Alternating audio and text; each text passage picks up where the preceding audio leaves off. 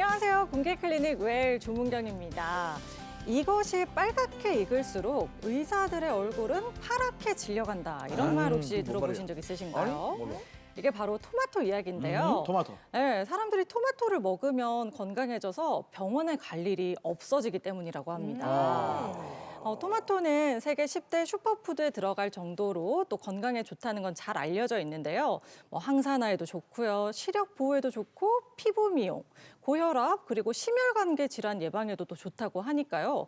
정말 중년에 너무 좋은 음식이 아닌가 하는 생각이 드는데 어때요? 우리 공클 식구 여러분들은 좀 챙겨 드시는 식재료 있으신가요? 그래요. 토마토. 야, 생각났다. 뭐. 이상한 변호사 우영우. 앞으로도 우영우, 뒤로도 우영우. 토마토. 야, 제가 그 이상한 변호사 우영우에서 제가 동동 일로 내가 작년에 맞아요. 진짜 드라마 보면서 엄청난 그때 인기를 끌었잖아요. 진짜 못됐게 나왔어.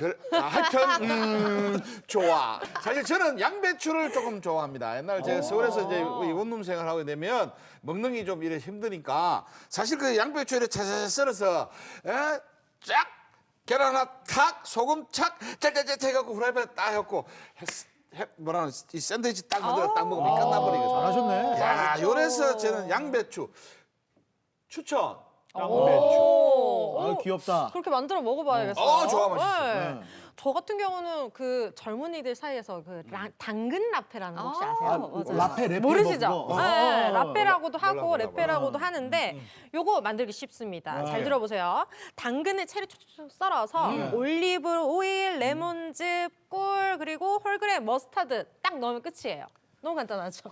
이 양반 계란 하나에 소금 몇 개 뿌리면 딱 끝나는 걸 뭘 그래 마요. 아니에요. 재료 사다가 집에 볼일도 안 보겠다. 간단합니다. 간단하다, 요거 간단한가? 그냥 먹어도 되고 네. 아니면 고쌤처럼 이렇게 샌드위치에 넣어도 되고 그리고 김밥에 넣어도 요거 진짜 맛돌이거든요. 그래요? 맛있어요. 네, 건강에도 좋고 눈에도 좋다고 하니까 여러분들 당근 라페 만들어 보세요. 쉽습니다. 광고이지. 근데 이게 사실 뭐 음식을 먹을 때 건강을 생각하면서 먹는 건 또 제철 음식만 한 게 없잖아요. 그렇죠. 네, 제가 요즘 그 제철 음식에 빠져 있는 게 있는데 우리 지역 창원 진동에서 나오는 그 미더덕이 제철 아니겠습니까? 네, 오늘 같은 날 이제 그 미더덕 회 딱 사가지고 손질 딱 해가지고 그거 하나 어대nak 씹어 먹고 소주 하나 하면 진짜 최고의 안주인데. 그때 전구지 탁 해가지고 밀가루 딱 해가지고 그치. 밀가루 탁 넣고 찌짐 딱. 전부지 찌짐 이것도 있고 맛있겠다. 최고지.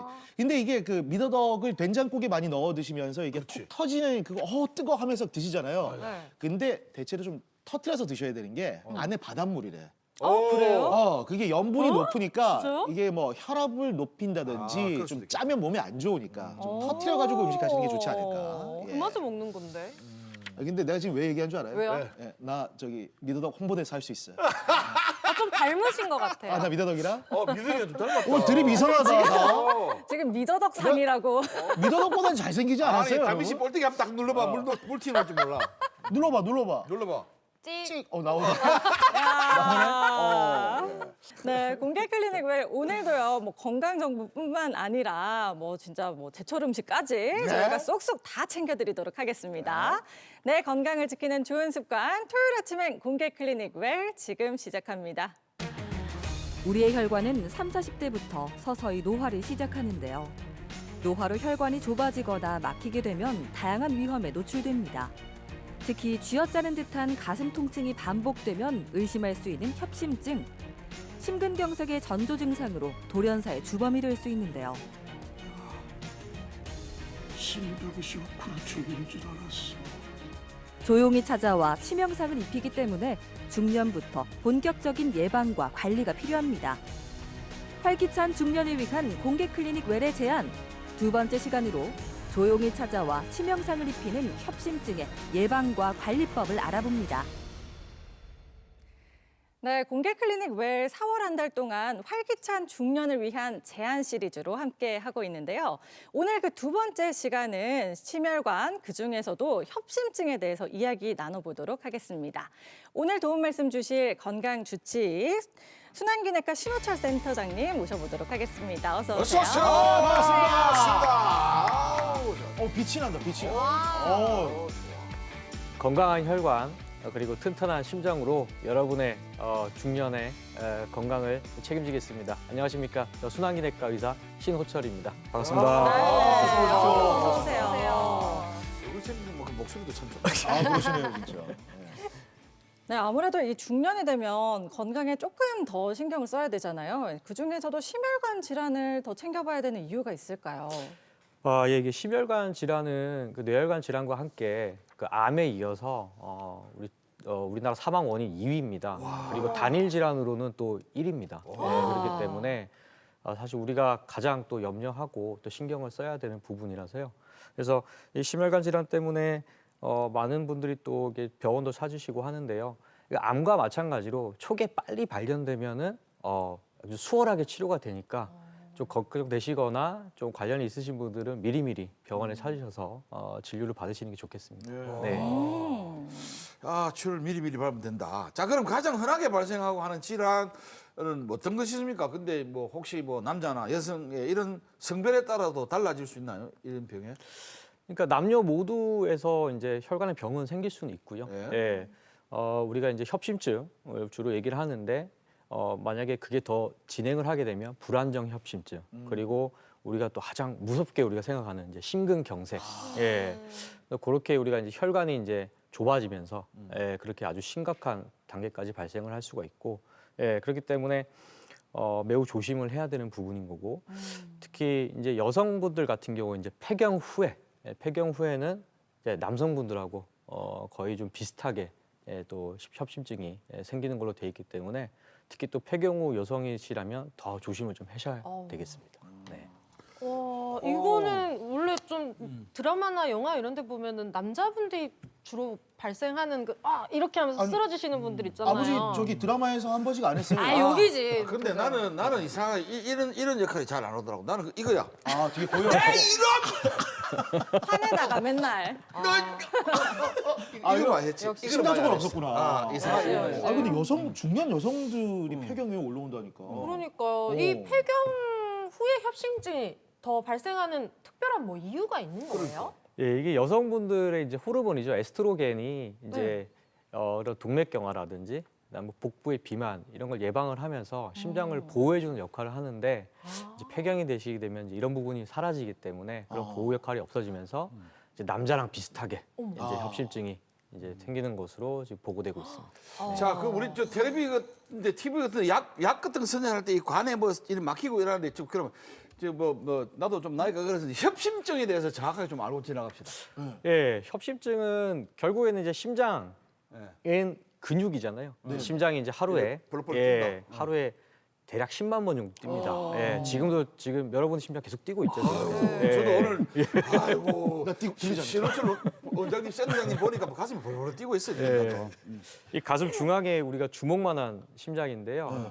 잠시 모형을 잠깐 보여드리면 예, 심장 아주 크기가 생각보다 작죠, 그죠? 예, 주먹만 하다, 그죠? 딱 주먹만 하죠. 아, 그게 그죠? 성인 심장 크기? 예, 거의 성인 심장. 그게 하루에 크기라고 10만 번을 보시면 뛰고 있다고? 옆에 예. 주먹 한번 대주실래? 크기 한번 비교해 볼 수 있도록. 예. 오, 그러네. 작아 심장. 예. 야, 식물 크기구나.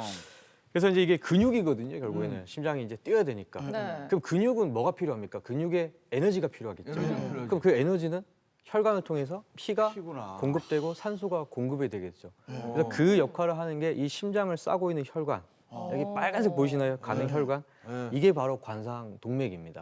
예. 저거. 그래서 이 혈관이 이제 총 세 가닥으로 이루어져 있는데 네네. 이제 오른쪽 우관상동맥, 그다음에 좌관상동맥 두 가닥 해서 총 세 가닥으로 이루어져 있고 이제 이 혈관이 옆에 보시면 이제 우리 동맥경화 아, 그래 이거 많이 봤어. 이거는 보시면 병원 아마 가 있어. TV라든지 또는 뭐 병원에서도 한 번씩 보신 것 같은데 여기 이제 노폐물 쉽게 말씀드리겠습니다. 노폐물이 이제 여기에 이제 쌓이면서 혈관이 좁아지게 되죠. 이렇게 좁아지면은 이 근육이 뛰어야 되는데 피가 자꾸 안 들어오니까 운동을 하거나 격한 운동을 하든 아니면은 좀 뭐 빨리 걸어가든 점점 가슴이 이제 통증이 근육으로 피가 잘 안 가니까 통증이 오게 되고 그게 처음에는 격한 운동을 할 때만 그러다가 점점 진행하게 되면은 빨리 걸을 때도 그러다가 이제 계단만 올라가도 쪼이고 아프고 그런 게 이제 그게 이제 협심증이 협심증이네. 되겠습니다. 이게 완벽하게 막히게 되면 그게 심근경색이 예, 되는 심근경색을 조금 더 자세히 설명드리면 거잖아요. 예, 예. 여기 보시면 이제 이 노폐물이 쌓인 막이 있잖아요. 네. 근데 이 막이 약한 사람이 있습니다. 네. 약해지면서 이 안에 있는 노폐물이 갑자기 쏟아져 나올 수가 있습니다. 어머. 그러면서 이게 갑자기 100% 막히는 경우가 생기거든요. 아. 그래서 그런 경우 우리가 심근경색이 되고 협심증은 그럼 한 어느 정도? 협심증은 뭐 저희가 한 50% 이상 좁아지면은 저희가 좀 이제 좁아지고 동맥경화까지 진행을 했다고 보고 보통 이제 환자들 왔을 때 한 70~80% 정도 이제 막혀 있었다. 좁아지게 되면은 환자들 증상이 이제 나타나기 시작하게 되고 그때 이제 오시면은 저희가 이제 동맥경화 예방을 하고 또 필요에 따라서 치료를 하게 됩니다. 네, 설명을 들으니까 관상동맥이 정말 중요한 것 같은데 관상동맥에 이상이 있는지 뭐 심혈관에 이상이 있는지를 알아보려면 심장 초음파를 하면 되나요? 예, 기본적으로 이제 초음파를 통해서 우리가 이제 심장의 기능이나 구조, 그리고 안에 이제 심장에 어떤 이상이 있는지를 기본적으로 확인을 하게 되는데 결국에는 이제 관상동맥을 확인을 정확하게 하려면 결국에는 관상동맥 조영술, 즉 혈관을 촬영을 해봐야 됩니다. 그래서 네. 관상동맥 조영술이 제일 정확한 방법이 되겠고 또 요즘은 이제 CT가 많이 발달이 됐거든요. 사실 조영술을 하게 되면은 환자들이 좀 겁을 먹을 수 있는데 이제 CT는 사실 어떻게 보면 좀 겁을 좀 덜 먹잖아요, 환자들이. 네. 그래서 CT가 이제 기술이 발달하면서 관상동맥 조영술을 한 것처럼 마치 CT가 그렇게 우리가 이제 3D로 해가지고 또 파악을 할 수가 있거든요. 그래서 요즘에는 이제 CT를 통해서 또 미리 확인을 하고 또 그 영상을 통해서 우리가 혈관이 막힌 정도를 또 확인을 하고 있습니다. 네. 우리가 그냥 관상동맥 이야기만 항상 들었는데 이게 왜 관상동맥이라는 이름이 붙었는지 정확하게 한번 좀 이렇게 좀 알려주시나요? 이게 그러니까 이게 이게 약간 항아리 모양이잖아요, 심장 자체가. 그래서 그 어떤 관상의 모양을 하고 있다. 이게 모양을 제가 항상 말씀드리면 이제 주먹을 보여드리고 환자들한테 이렇게 싸고 있다 이렇게 보여드리거든요. 그래서 그게 한자로 뭐 관상이라고 해서 뭐 관상동맥이라고 전체 잡아주는. 그렇게 알고 있습니다. 이게 막히면 진짜 큰일 나는. 예. 그래서 제가 설명 항상 이렇게 하고 있습니다. 새가 다 이렇게 싸고 있습니다. 항상 우리 그 수신호를 주자고 심장 건강하시죠? 이야 꽉 잡아주시다 이렇게. 좋아. 좋습니다. 자, 이번에는요, 검사에서 심혈관계에 이상이 생겨서 정밀 검사를 받으신 분을 저희가 직접 만나봤거든요. 조마조마했던 그 순간 또 함께 만나보시기 바랍니다.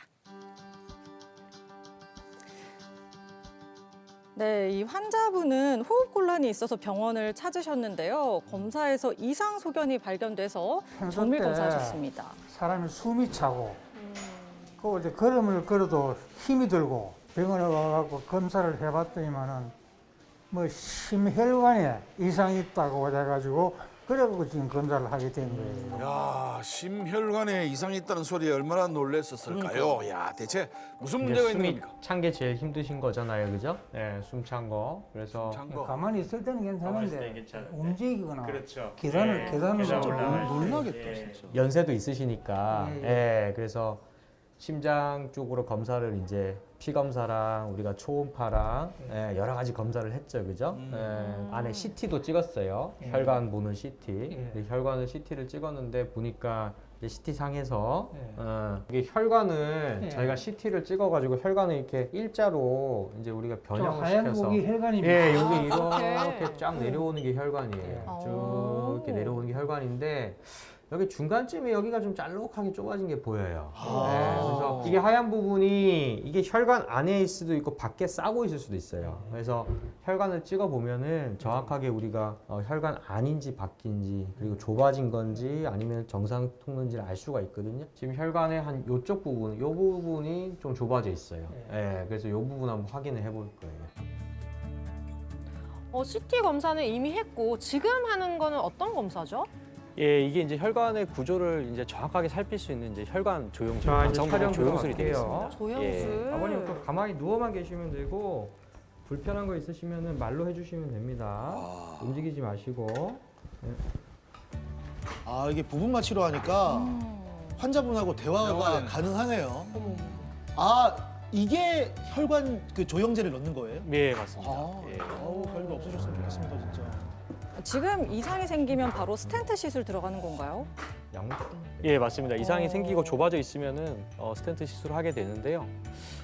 다행히도 이제 CT상에 좀 좋아졌던 보였던 부분이 크게 아주 심각한 정도는 아니라서 다행히 약물 치료만 할 수 있는 상황이라서 괜찮으십니까? 조용제만 다행히도 예. 검사 끝내겠습니다. 와, 다행이네.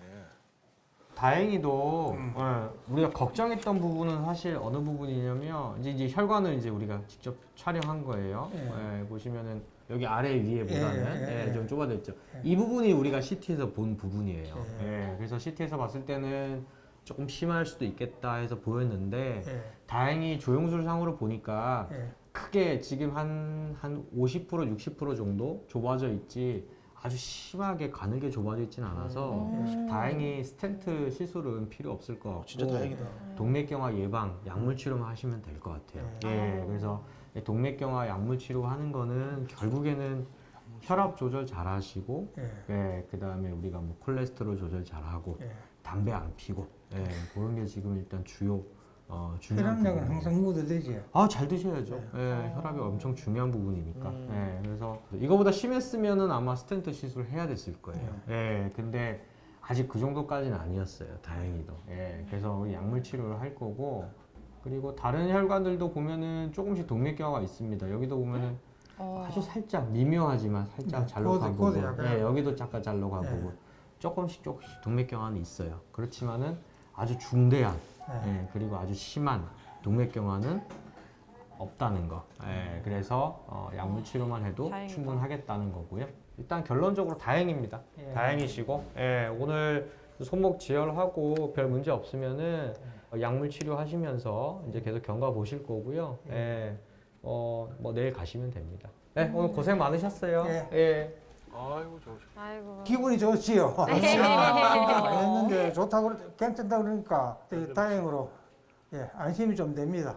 자꾸 조심하고 약 쓰고 뭐 그렇게 해야 안 되겠습니까? 혈압이 상당히 높다든지 그 다음에 당뇨가 벌써 와 있다든지 이런 경우가 피검사에서 발견되는 경우도 사실 종종 있거든요. 그래서 우리가 그런 거를 빨리 발견하고 또 빨리 치료를 하게 되면은 또 초기에 빨리 발견하면은 약물 치료만으로도 우리가 뭐 이런 시술이나 스텐트 삽입 없이도 계속 혈관 건강을 유지를 할 수 있기 때문에 미리미리 그런 거를 좀 체크하고 관리하시는 게 좋을 것 같고 본인 스스로 한번 점검을 해보셔서 이 혈압이 높은지 않을까 또 당뇨가 걱정된다 살이 좀 쪘다 비만이다 배가 좀 나왔다 아니면 내가 담배를 너무 많이 폈다 이런 게 좀 걸리시는 게 있으시면은 빨리 병원에 한번 찾아보시는 거를 저는 뭐 적극 추천드리겠습니다.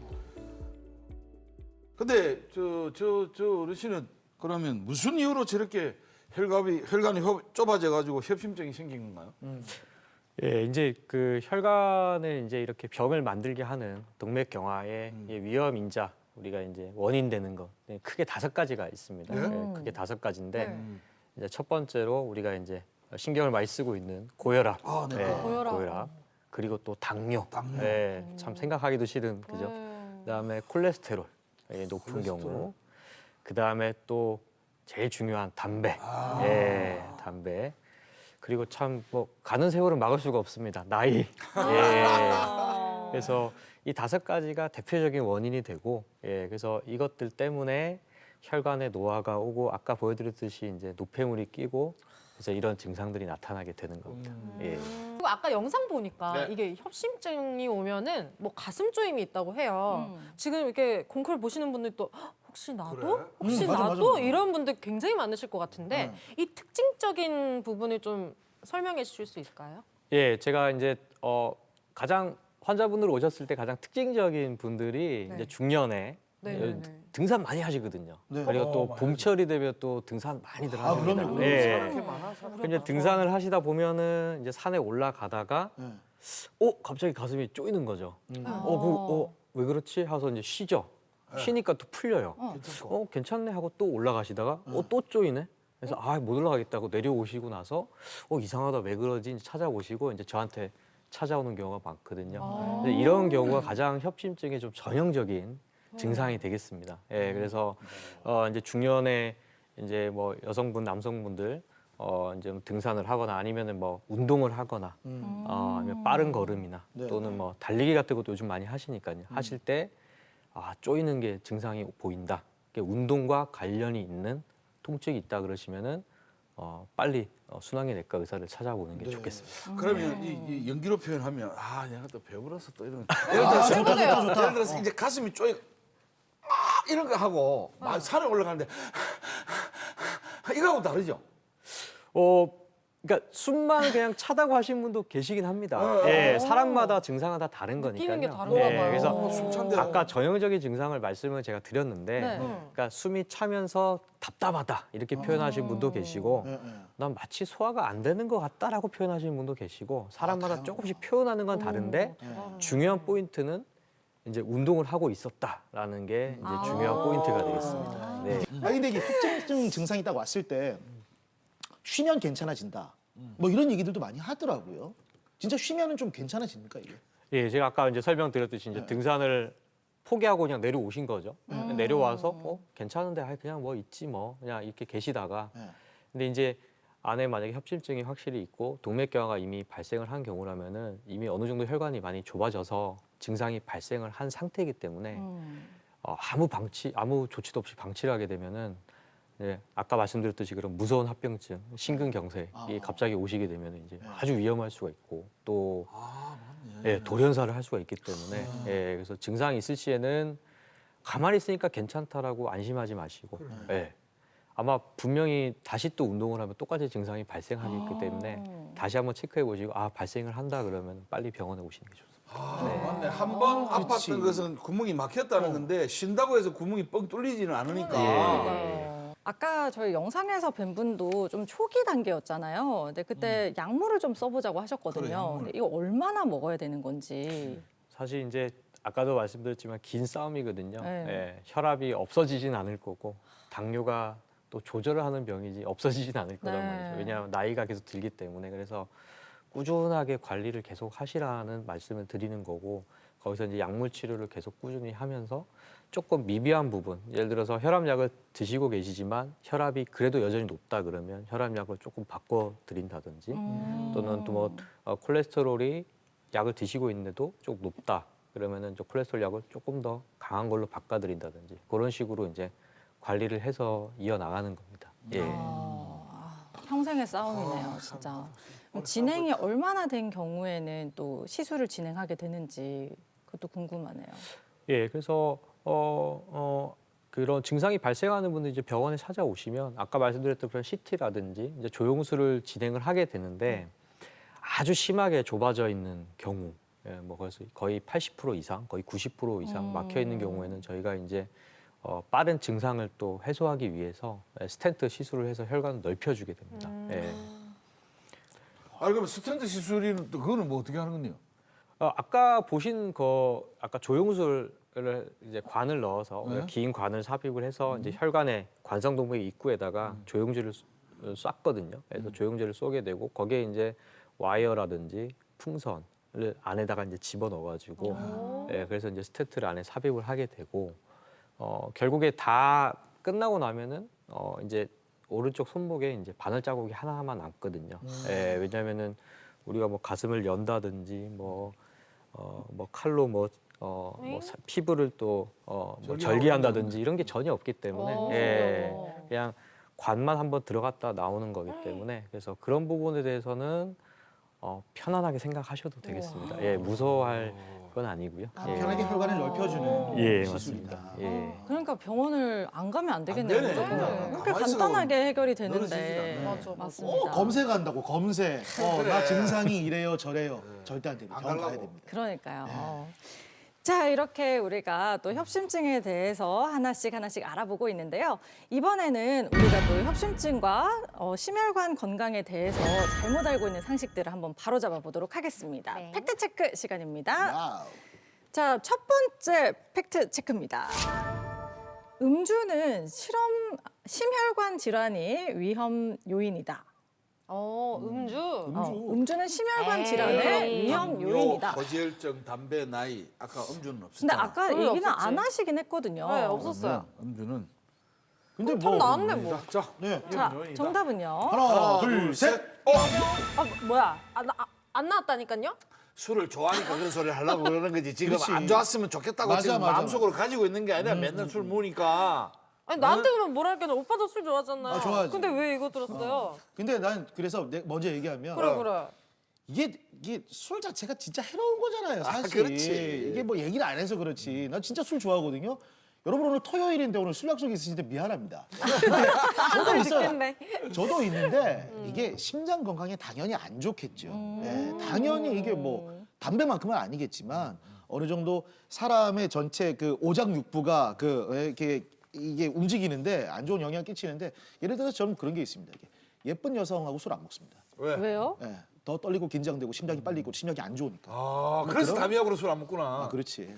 담이가 또 좋아해. 뭐 그런 거예요. 좋네요. 그러니까 다른 필요가 없어. 그냥 술은 심장에도 안 좋다. 전 그렇게 생각합니다. 자, 아까 안 좋죠. 아까 말씀드렸지. 고혈압, 당뇨, 고지혈증, 담배, 나이 없었지만 제가 오를 들은 것은 사실 다른 것은 매번 매일 지속되는 거지만 술은 술 매일 먹으면 죽지. 그 정도는 아니고 음주 정도는 이렇게 가끔가끔 하는 걸 표현하는 것 같은데 아무리 그래도 5가지 들어가지 않았지만 음주는 이 혈관을 쉴 데 없이 늘렸다가 좁혔다가 이러거든. 술 먹으면 술 먹으면 그냥 확 오르잖아. 쉴 데 없이 줄였다 늘렸다 하기 때문에 이것도 위험 요소가 아닌가. 다미 씨는요? 유일한 저는 X. 정말 운명처럼 지난주에 왔을 때 저희 아버지랑 솔잎주를 한 잔씩 했거든요. 솔잎주. 네. 아빠가 그 얘기를 하더라고요. 저희 할아버지께서 혈액순환을 위해서 솔잎주를 자주 드셨다. 굉장히 좋았다. 이거는 진짜 팩트체크 해주셔야 돼요. 네, 그래서 저는 바로 X를 들었어요. 그게 혈액순환에 좋대요. 근데 근데- 굉장히 지금 우리 선생님께서 한담민 씨 얘기를 듣고 만면에 미소를 짓고 계셨어요. 왜 그러지? 둘 중에 하나죠. 맞다니까. 정말 엉터리 소리다 아니면 그래. 하나는 나도 솔잎 먹는데 둘 중에 하나. 야, 이거 난리 났다. 그걸 이거. 어떻게 알았지? 약간 이런 느낌인가요? 자, 정답은요. 아, 예. 정답은 일단은 X입니다. 예. 오늘 드세요. 대박. 네. 예. 그러니까 엄연히 따지면은 이게 음주는 뭐 위험인자에 포함은 되지는 않습니다. 연구 결과에 따르면은 와인 하루에 1~2잔 정도가 오히려 심혈관 질환 예방에 혈액 순환에 도움이 돼서 심혈관 질환 예방에 도움이 된다는 연구 결과 보고도 있었고요. 그래서 저희가 이제 아까 말씀드린 위험인자에 포함이 안 돼 있는데요.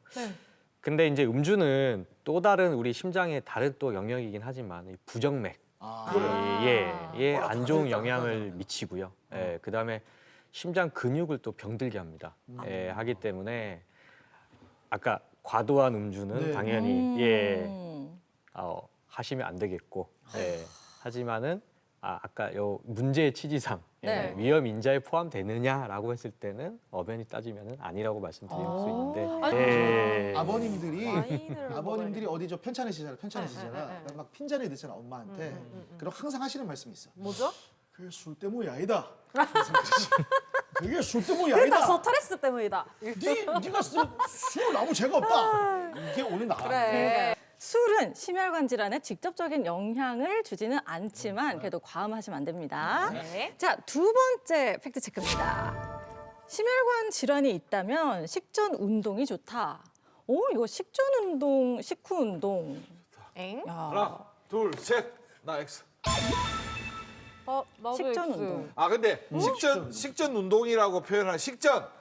제 공복 운동 모든 아닌가요? 운동에는 사실 준비 운동이 기본이 돼야 됩니다. 네. 이 준비 운동을 되지 않으면 축구도 그렇고 막 중간에 빨리 누웠다가 좀 나와야 되거나 준비 운동을 어마어마하게 철저히 해야 되는데 식전이라는 것은 우리가 자다가 편하게 있던 모든 장기들이 잠시 쉬고 있던데 일어나서 바로 운동을 한다? 이거는 100% 안 좋아. 이거는 심혈관 질환뿐만 아니라 모든 것이 안 좋아. 그래서 내가 옛날에 담배 피시는 분한테 그랬지. 일 나자마자 담배부터 물지 마라. 이거 진짜 안 좋다. 맞지? 근데 이게 식전 운동이 그냥 일어나자마자 바로 운동한다고만 그냥 생각을 하지 말고요. 네. 저는 좀 생각이 다른 게 네. 이게 음식을 먹게 되면 모든 뭐 이렇게 피라든지 이런 것들이 소화를 위해서 위에 집중이 되잖아요. 그래. 근데 밥 먹고 나서 그렇게 위에 집중이 돼가지고 소화에 집중이 되고 있는데 운동까지 하게 되면 심장이 무리가 간단 말이죠. 안 그래도 숨이 차는데. 그 심혈관 질환을 앓고 있는 상황에서 밥을 먹고 나서 운동을 하는 거는 심장에 더 무리한 게 되지 않을까. 장운동과 또 위가 다 위운동과 움직이고 있는데 있으니까. 거기에 심장까지 무리가 갈 것 같은데. 바꾸세요. 지금도 아버지 바꾸세요. 그러니까 식전 운동이라는 게 사실 공복 유산소 이런 공복 유산소. 걸 말하는 거 아닐까요? 맞아요. 응, 응. 특히나 네. 식전 운동이 심혈관 질환이 있으신 분들한테 위험한 이유가 왜 특히나 좀 추운 날씨거나 쌀쌀할 때 네. 새벽 운동 나갔다가 좀 막 잘못 뭐 쓰러지셨다거나 그래. 이런 그런 거 분들도 많았어. 종종 들었어요. 저혈당 옛날에는 그치, 그 그치. 집에 자, 지금 X 2분, O 1분. 아니야. 근데 진짜 다들 좀 좋다가 근거가 좀 안 탄탄한 것 같기도 해서 네. 정답이 너무 궁금합니다. 아, 진짜? 네, 와. 정답은요? 아, 강영훈 씨가 워낙 달라 그러지. 그 공부를 많이 해오신 것 같은데요. 그래요? 정답은 옵니다. 예. 정확하게 얘기를 아니, 해주셨는데. 질환이 있는 사람이 식전에 운동을 해가 되겠어요? 발음 좀 똑바로 해주세요. 방금 나 깜짝 놀랐네. 욕하시는 줄 알고. 강영훈 씨. 예.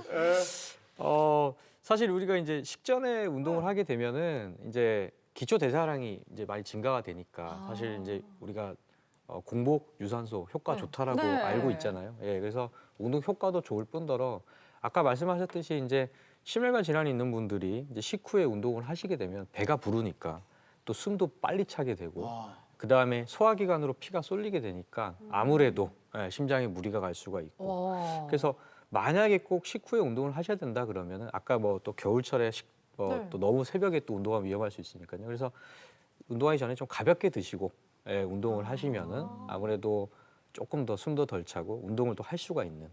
그래서 보통 이 특징상 우리 또 심혈관 질환 있는 분들이 조금 비만인 분들이 많으시거든요.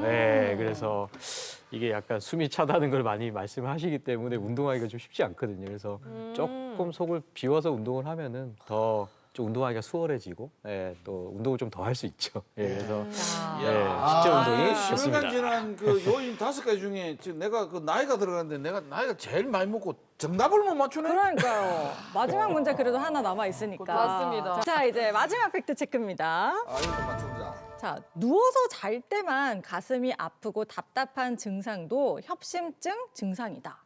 누워서 잘 때? 누워서 잘 때만 아까 다 가슴이 말씀하셨는데. 아파. 아니지. 누워 잘 때 가슴이 아프다는 말은 안 했는데. 그러니까 자, 정답은요. 하나, 둘, 셋. 너무 기분 그래, 나빠. 난 무조건 오래 갈란다. 뭐야? 나 나는 그냥 반대로. 협심증 증상이다 했잖아. 가슴이 아프면 그렇지. 가슴이 심장이 가슴 중앙에 있다는데 가슴이 아프면 그냥 정상이지. 뭐 그치. 누워서 아프든 뭐 어떤 상황이든. 운동을 해서 아프든 뭐 이게 코끼리가 밟아서 아프든. 저도 저기 부전자전으로 똑같은 생각인데. 오케이, 좋아. 예, 요 자체 같은 경우에는 아까 선생님 말씀해 주셨던 게 그 혈관이 한 50% 이상 이렇게 좁혀진 거잖아요. 네. 그 잘 때도 그 좁혀져 있으니까 그럼. 숨이 당연히 차겠지. 그렇지. 잘 때만도 찰 수 있을 것 같습니다. 아하. 그 어차피 아까- 숨을 쉬니까. 그러니까. 지금 집중 안 하신 거 너무 티나거든요. 예. 아까 우리 원장님께서 분명히 그렇게 말씀하셨습니다. 뭐? 이 운동을 했을 때 통증을 느껴서 내원하시는 분들이 대부분이다. 대부분 증상이었다. 이렇게 말씀을 하셨기 때문에 그냥 누워서 잘 때 가만히 운동 상태가 아닌 상태에서 가만히 있을 때 답답한 거는 뭐 폐 때문에 그런 걸 수도 있고 저처럼 뭐 천식 있는 경우도 있을 수도 있고 뭐 다양한 그렇게. 병들이 자, 네. 지금 정답이 있나요, 이 중에? 예. 맞지 뭐 맞지. 나 쳐다보셨어. 정답은요? 지금 X 들고 있는 것 같은데. 다빈 그래. 씨가 정답입니다. X입니다. 야. 아니 누워 잘 때 가슴이 아프면 통증이라. 아니 자다가 자는 아프다. 중에 돌아가시는 아프다. 분들도 계시잖아요. 그래. 그게 바로 그런 거 아닙니까? 승복하지 못하는 이게 사실 낮에 활동할 때는 증상이 하나도 없었는데 네. 밤에만 잘 때만 증상이 발생을 한다 하신 경우에는 저희가 이제 대표적인 또 질환이죠. 역류성 식도염을 의심을 해봐야 됩니다. 나 역류성 식도염. 우리 마누라 그런데? 예, 이게 심장 뒤에 식도가 있거든요. 아. 예, 그래서 밤에 잘 때 이제 위산이 거꾸로 올라오니까 거꾸로 올라와서 이제 식도를 자극하게 되면은 가슴이 아프단 말이죠. 그럼 내가 심장이 안 좋은 거 아닌가, 협심증이 아닌가 의심을 해서 병원에 많이 오시는데 오히려 이런 경우는 낮에 활동을 할 때는 괜찮으세요? 그러면 낮에 막 뛰어다니고 돌아다니도 아무 이상이 없습니다. 밤에만 그래요. 그다음에 또 신물도 좀 올라오는 것 같고 그런 경우에는 역류성 식도염이 더 맞겠습니다. 이렇게 설명을 드리고 역류성 식도염 치료하는 경우도 종종 있습니다. 야. 네. 아하.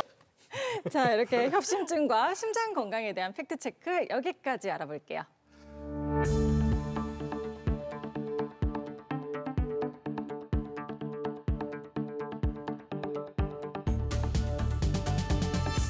자, 이 최근에 TV에 보니까 어떤 배우가 말이죠. 이 변이형 협심증? 뭐 이런 이야기가 가지고 변이형 협심증. 와, 진짜 보면서 생전 처음 듣는 협심증이었는데 이 변이형 협심증이라는 것은 그냥 협심증하고 어떻게 다릅니까? 그러니까 이게 변형 협심증이 이게 일본과 우리나라 이 동아시아에 이제 좀 더 많은데요, 서구보다. 예, 이게 인종적인 특징으로 보고 있는데요. 그러니까 이게 혈관에는 병이 평소에는 깨끗하게 혈관이 아주 피가 잘 가고 있는데 이 혈관도 사실 근육으로 이루어져 있거든요, 벽은. 이게 근육이 그냥 수축을 해서 혈관이 저절로 좁아지는 겁니다. 노폐물이 쌓이지도 않았는데요. 안 하는데. 그래서 우리가 이거를 좀 희한하다. 그래서 진짜 변이형 희한하다. 협심증이라고 표현을 하고 있습니다. 와. 그래, 저번 병원 같은 데 가면 아까 그 보여준 모형 있잖아. 그런 것에서 한번 이야기한다고. 이 생생할 때는요, 이게 여기 요 힘이 요 탱글탱글 잘 되거든요. 여기 쌓이면요, 여기 딱딱해져 뒤에 안 돼요. 경화. 근데 그게 다른 외적인 요인으로 이게 막히게 한다는 거, 안에서 막히는 게 아니라 그게 예, 그렇죠. 변이네요. 혈관 자체가 그냥 수축을 하는 겁니다. 지가 알아서 이렇게 쪼여지는. 스스로 그냥 혈관 자체가. 이거는 진짜 너무 속수무책일 것 같은데. 예. 날벼락이네. 여러 가지 요인이 있을 수도 있고요. 또 이것도 만약에 혈관이 너무 수축을 많이 심하게 해서 전체적으로 혈관이 다 수축이 온다든지 아예 꽉 막혀버린 경우 심근경색의 형태로 오시는 경우도 있습니다. 너무 무섭다. 그래서 변이형 협심증도 많이 문의를 하시는데요. 가장 전형적인 예를 제가 들어서 설명을 한번 드리겠습니다. 그래서 변형 협심증 환자의 가장 전형적인 예인데요. 이제 중년 남성분이 이제 술을 드시는 날만 왠지 술을 깨서 새벽에 자다가 갑자기 가슴이 통증이 와서 깹니다. 술을 마신 날만. 안 마신 날은 괜찮은데 또 술을 마신 날만 그렇습니다. 그래서 이런 경우에 우리가 좀 가장 전형적인 예라고 볼 수 있는데 이때 우리가 변형 협심증을 좀 의심을 하게 됩니다. 그래서 술을 드시고 다음 날 새벽에 혈관이 이제 수축이 잘 오는 상황이 발생을 한다라고 제가 추측을 하고 있고 이게 뭐 사실 원인은 여러 가지가 있을 수가 있고 아직까지도 연구 중인데 이런 전형적인 환자들이 아마 변형 협심증으로 우리가 진단을 할 때 가장 특징적인 부분이 될 수 있겠습니다. 네. 이게 그럼 조영제를 쏴도 안 보일 수도 있을 것 같은데 어떻게 진단? 그러니까 수축이 온 상태가 돼야 되잖아요, 사실. 네네. 그러니까 그렇지. 수축이 안 온 상태, 멀쩡한 상태에서 그러니까요. 아무리 조영제를 쏘더라도 안 보이니까. 정상이네, 네. 괜찮네 하고 끝날 문제거든요. 그래서 여기에 우리가 이제 혈관을 긴장을 유발하는 약을 조영제 대신에 투입을 합니다. 텐션을 주는구나. 그래서 그 투입을 하게 되면은 혈관이 얼마나 긴장을 하는지, 수축을 하는지를 볼 수가 있고, 그래서 만약에 그 약을 주입을 했는데 혈관이 수축이 온다, 심하게 수축이 온다, 뭐 50% 이상 수축이 온다, 그러면은 또 환자가 중간에 그 약을 넣으면서 가슴이 아파요, 답답해요 표현을 하게 되면 우리가 변형 협심증이라고 진단을 하고 있습니다.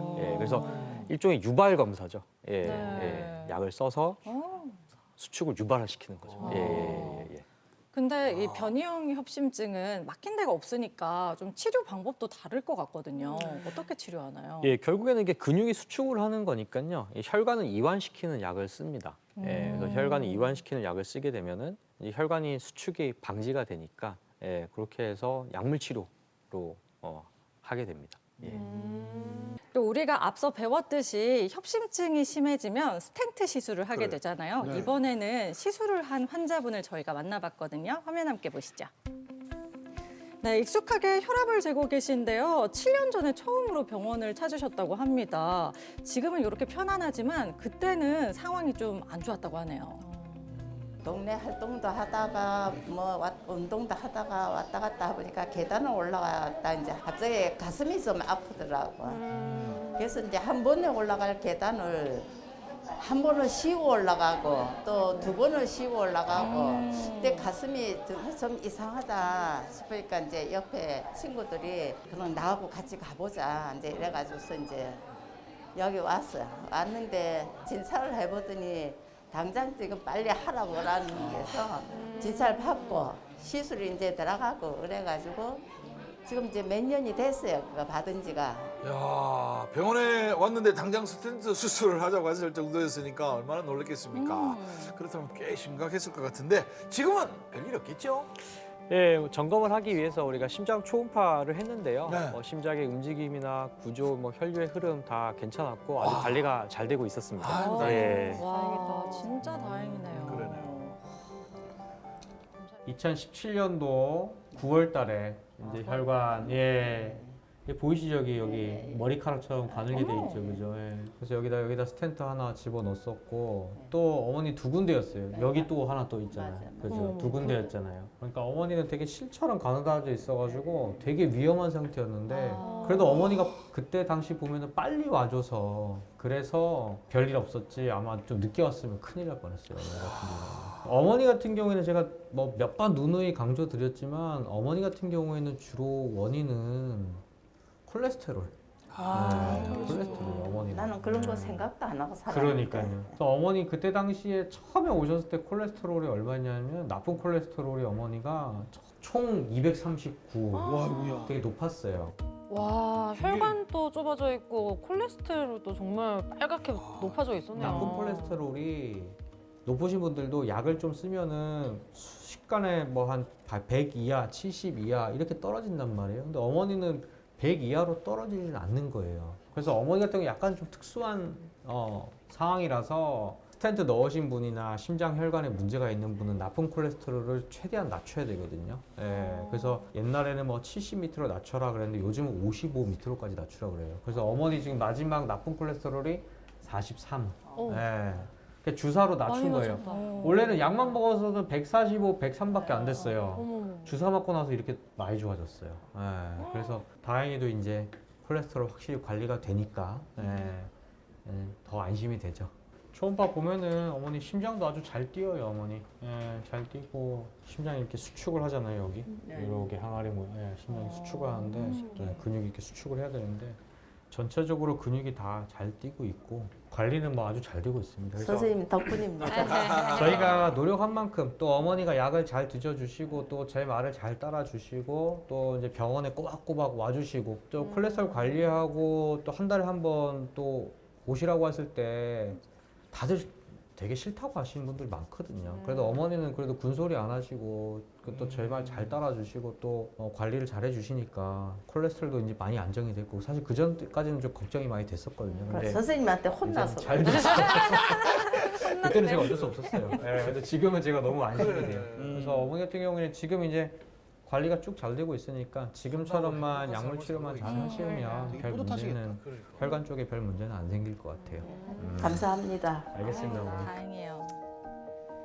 의사 선생님이 우리 과장님 선생님 뭐 그것만 믿을 게 아니고 내가 내 몸을 관리를 해가면서 이제 모든 걸 갖다가 이제 건강하게 활발하게 또 마음을 갖다가 편안하게 먹고 이제 그 나름대로 계속해서 살아나갈 겁니다. 가장 무서운 또 질환인 심근경색 같은 경우에는 사실 1분 1초를 다투기 때문에 새벽에 갑자기 응급 환자가 와서 죽기 직전 아니면 한번 소생이 된 심폐소생을 하고 소생이 된 환자를 이제 스텐트를 빨리 시술을 해서 환자가 무사히 퇴원을 했을 때 그리고 저한테 감사하다고 얘기를 할 때 새벽에 일어나서 피곤하고 했던 부분이 싹 가시는 것 같아요. 뭐 정말 기분이 좋고 스펙타클한 부분 때문에 뭐 저만 비단 저뿐만 아니라 저희 뭐 동료들이라든지 아니면 다른 교수님들도 말씀드려보면 그런 부분이 아마 이 심장내과의 매력이 아닐까 계속 그렇게 이제 시술을 하고 또 환자 진료 보고 하지 않을까 개인적으로는 그렇게 생각합니다. 진짜 스펙타클 하시겠어요. 진짜요. 자, 근데 이제 스텐트 시술이라는 거를 한 번 하면 재발을 하는지 아니면 또 뭐 재발을 했을 경우에는 스텐트에 대한 부분들 다르게 또 뭐 바꾸고 한다든지 또 아까 우리 저 방송에 나오신 분과 저분도 자기 생활을 잘 관리를 잘 하셨다고 하는데 이 사후 관리 같은 것도 어떤지 이런 거 중요성에 대해서 좀 말씀해 주시죠. 예, 제가 이제 스텐트 넣으신 분들한테 항상 강조드리는 게 이제 시작이라고 말씀을 제가 드리거든요. 결국 왜냐하면 스텐트는 우리가 어쩔 수 없는 상황이 이제 왔으니까 넣게 되는 거고 지금부터 이제 관리가 시작이다. 그러니까 환자분들은 스텐트를 넣으면 아 이제 나 끝났구나, 이제 나 잘 됐구나, 이제 끝 이게 아니라 이제부터 시작입니다. 이제부터 관리를 잘 해야. 그러니까 같은 상황에 환자가 삶을 계속 똑같이 살면은 똑같이 병이 또 생길 겁니다, 분명히. 예, 아무 중재를 하지 않는다면. 왜냐면은 그 몸은 그대로 이제 이어질 거기 때문에. 그래서 스텐트 안이 다시 좁아진다든지 또는 아까 세 가닥 말씀드렸는데 네. 예, 한 가닥에 스텐트를 넣었는데 다른 가닥에 또 병이 온다든지 예, 이런 식으로 또 추가적으로 병이 발생할 수 있기 때문에 이제 시작이고 이제 관리 잘해야 됩니다 하고 이제 관리를 쭉 이어나가야지만이 이제 다시 스텐트를 넣는 일이 없고 다시 또 그것 때문에 예, 무죄될 일이 없기 때문에 그래서 이제 정말 시작이다. 이거는 이제 끝이 아닙니다라고 예, 설명을 드리고 예, 스텐트를 뺄 수 있느냐라고 이제 많이들 물어보시는데 그러니까 뺄 수 있는 건 아닙니다. 이거는 이제 혈관에 매립이 되는 거기 때문에 안에 이제 그렇구나. 안에 탁 들어가 있어서 예, 그래서 혈관이 이제 조금씩 또 자라 들어오면서 혈관 안을 이제 지탱을 해주고 있는 건데요, 스텐트가. 예, 근데 만약에 스텐트 안이 또 다시 또 동맥경화가 자라서 다시 막히는 경우가 있습니다. 그러면 새롭게 다시 스텐트를 넣을 수도 있고요. 또 안에 약을 바르는 또 풍선을 이용해서 또 우리가 또 치료를 할 수도 있고요. 그래서 뺄 수는 없습니다, 스텐트를. 아, 뺄 수는 없구나. 아니 근데 그 안 그래도 그 작은 혈관에 스텐트를 넣어 놓으면 더 좁아지잖아요. 아, 아주 좋은 질문 하셨는데요. 예, 이제 의사들이 제일 고민인 그겁니다. 그러니까 스텐트를 넣었는데 또 넣게 되고 또 넣게 되고 하면은 혈관 자체가 아예 좁아지잖아요. 네. 예. 원래 이만했던 혈관이 스텐트가 겹겹이 쌓이면 더 작아지기 때문에 더 이상 스텐트를 넣을 수가 없는 예, 그리고 위험한 상황이 됩니다. 그래서 어쩔 수 없이 이런 경우에는 이제 스텐트가 아닌 이제 수술을 해야 됩니다. 수술이요? 이런 스텐트가 발달되기 전에는 옛날로 돌아가 보면 그때는 이런 환자들이 다 가슴을 열고 흉부외과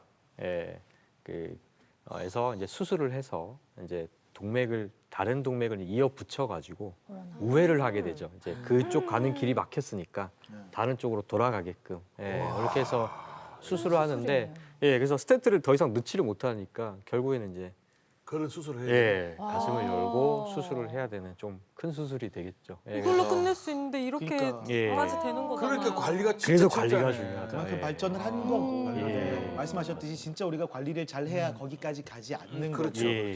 근데 일단 사실 협심증을 관리 잘 못하면 이게 심근경색이나 이쪽으로 넘어갈 수 있는데 어떻게 좀 관리를 할 수 있는지 오늘 공쿨 보고 계신 많은 우리 또 시청자 여러분들께 저거 가지고 얘기를 좀 해주세요. 지금도 메모지를 들고 다 메모하고 있을 책상 거예요. 앞에 붙여놔야 돼. 예.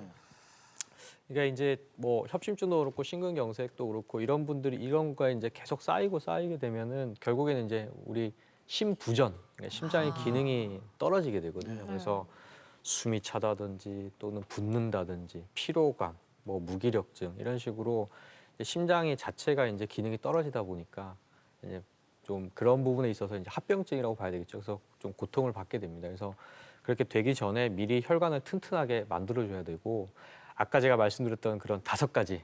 자, 근데 세월은 어쩔 수 없습니다. 예, 세월은 어쩔 수 없어서 참 안타까운 부분이지만 사실 세월을 돌렸으면 제일 좋겠어요. 저는 제 입장에서는 환자를 볼 때. 그래서 세월은 어쩔 수 없으니까 지금부터라도 빨리 젊었을 때, 더 한 살이라도 젊었을 때 이제 혈압, 당뇨, 콜레스테롤 그리고 담배 꼭 끊으시고. 예. 그래서 아까도 제가 누차 말씀드렸고 또 항상 말씀하셨지만 이게 습관이거든요, 사실. 세월은. 예. 제 습관이 이게 계속 가는 거거든요. 운동하는 습관. 그러니까 퇴근을 하고 집에 왔는데 소파에 누울 것이냐, 아니면 운동화를 신고 나갈 것이냐. 예. 그 2개의 습관에 따라서 이분의 10년 후는 달라질 수가 있거든요. 네, 어떻게 보면. 그래서 제가 항상 환자들한테 무조건 나가시라고. 무조건 나가세요. 예, 집순이인데. 나가서 무조건 걷던 야외 활동을 하시라고 항상 강조를 드립니다. 예. 집에서도 운동을 할 수 있는 게 여러 가지 있어요. 있죠, 있죠. 근데 그걸 안 하시고 술을 먹어서 그런 거지. 얼마든지 운동을 집에서도 운동할 저 수 심장 운동 많이 하잖아요. 아니 오늘도 주말인데 우리 셋이 동시에 하나 둘 셋 하면 밖으로 나가세요라고 한번 외쳐보겠어요. 예. 자 외쳐보자. 한번. 네, 좋아요. 여러분 오늘 주말인데 하나 둘 셋 나가세요. 뭐 이게 뭐야? 자, 그러면은 오늘의 핵심 요점을 한번 정리해 주세요. 뭐 심혈관 질환 이것만은 꼭 하세요. 약간 이런 거 있을까요? 저 일단은 금연 먼저. 금연 꼭 가보고 싶습니다. 제발, 네. 제발 금연 하시라고. 네. 예. 네, 전자담배 피는데 피우라고 했는데 절대 안 되잖아요. 전자담배도 마찬가지죠. 예, 일단은 다 위험한 걸로 되어 있기 때문에 예, 절대 금연하시라고 일단 먼저 말씀드리고 사실 이게 이미 심장에 스텐트를 넣었는데도 아직 금연 못 하시는 분도 계십니다. 예, 꼭 금연하시라고 말씀. 야, 우리 카메라 드리고 감독님이 싶습니다. 지금 여기 담배를 금연하세요, 금연. 저기 좀 잡아드리고 싶네요. 정말. 자, 여러분 오늘은 또 심혈관 질환에 대해서 함께 이야기를 나눠봤는데요. 정말 첫째도 관리, 둘째도 관리, 이제 스스로 관리를 잘 해주는 게 가장 중요하다고 하니까요. 그리고 또 이상이 생기면 병원 꼭 찾아가시기 바랍니다. 자, 이번에는요. 공개 클리닉 웰이 준비한 퀴즈로 건강도 챙기고 상품도 함께 챙겨보는 시간 준비가 되어 있습니다. 자, 카카오톡 플러스 채널에서 공개 클리닉 웰을 검색하신 후에 채팅창에 정답을 보내주시면 저희가 추첨을 통해서 선물 보내드리도록 하겠습니다. 자, 다미 씨 퀴즈 주시죠. 네, 중년을 위협하는 협심증은 심해지면 생명을 앗아갈 수가 있습니다. 네, 그렇다면 예방과 관리가 굉장히 중요할 텐데요. 다음 중 협심증의 원인이 아닌 것은 무엇일까요? 네, 보기 드리겠습니다. 아닌 겁니다. 1번 고혈압, 2번 당뇨, 3번 고지혈증, 4번 티눈. 됐다. 빨리 쏘세요. 빨리 선물 드릴게요. 빨리. 아까 또 우리 원장님이 얘기를 해주신 것처럼 너무 좋은 계절이니까요. 여러분들 꼭 나가서 나들이 즐기시고요. 근데 또 이때 조심해야 될 게 있습니다. 뭐 꽃가루, 송화가루 이맘때 우리를 너무 괴롭히니까요. 여러분들 조금 답답하시더라도 마스크 꼭 착용해 주시고요. 개인 위생에 또 신경 써주시기 바랍니다. 자, 공개 클리닉 웰이 준비한 활기찬 중년을 위한 제안 시리즈 다음 주 3번째 시간으로요.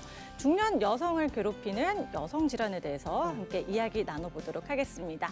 다음 주 이 시간도 함께 해주시길 바라면서 저희 여기서 인사드릴게요. 함께 해주신 여러분 감사합니다.